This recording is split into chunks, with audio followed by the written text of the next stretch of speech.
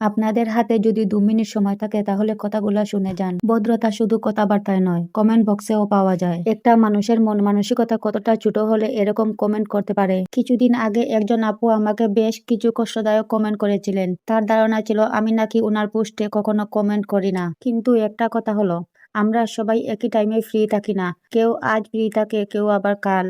তো এই আপুটা আমার একটি পোস্টে এসে অনেক বড় বড় বেশ কয়েকটা কমেন্ট করেছিল। কি বলবো, অনেক বড় বড় কথা বলেছিল। সে নাকি দেখেছে আমি অন্যের পোস্টে ঠিকই কমেন্ট করি, কিন্তু তার পোস্টে করি না। কিন্তু কথাটা হলো আপু, আপনি যখন পোস্ট করেন তখন তো আমি অ্যাক্টিভ নাও থাকতে পারি।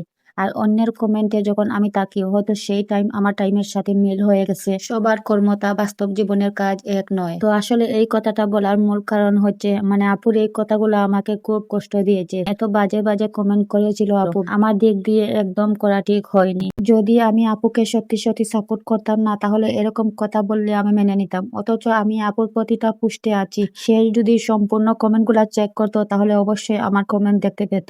না বুঝে কাউকে নিয়ে এরকম ধারণা পোষণ করা একদম ঠিক নয়। একজন সত্যিকারের কন্টেন্ট ক্রিয়েটর কখনো এরকম মন্তব্য করে না। আপু কি এই কাজটা ঠিক করলো? আপনাদের মতামত কমেন্ট বক্সে জানাবেন।